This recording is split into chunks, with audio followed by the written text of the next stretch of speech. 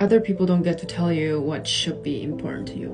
And you have to really be careful who you let influence your mind. And even when it comes to asking for advice, because we all need some sound advice from time to time, but make sure that the people that you ask for advice from are people who deserve to give you that advice, that you actually respect their opinion. And one way to know if you actually respect them and they're worthy of your taking their advice is, do they live a life that you actually respect? Are they a person of character that you respect?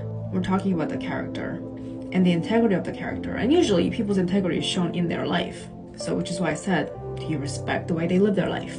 You see, when it comes to things that matter to you, and we're talking about like values that you stand strongly on. We're not just talking about like little obsessions and interests here and there. We're talking about like values in life. The values you stand on, particularly when it comes to things that you fight for, those things that ignite that passion in your heart, even anger, because anger is passion. So if you find something, a cause that you are willing to fight for, then nobody gets to tell you that you can't fight that.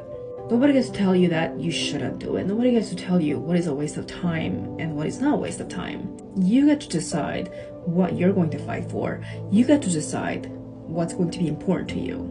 You get to decide which wars you're going to fight for in your life, because let's face it, life is filled with wars. If you care about living a life that is authentic and fulfilling to you personally, then you gotta find the wars that you're willing to fight for. What is your why behind your wars? And of course, ask for advice, ask for feedback, get different perspectives from people that you trust.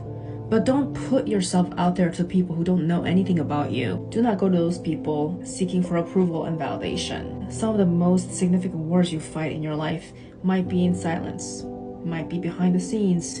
You might have to fight a lot of battles alone. Most people don't deserve to know. Not everyone is worthy of knowing about what's going on in your private life. But those battles that you fight in silence matter. As long as your heart is connected to it, as long as you care to fight for it, it matters.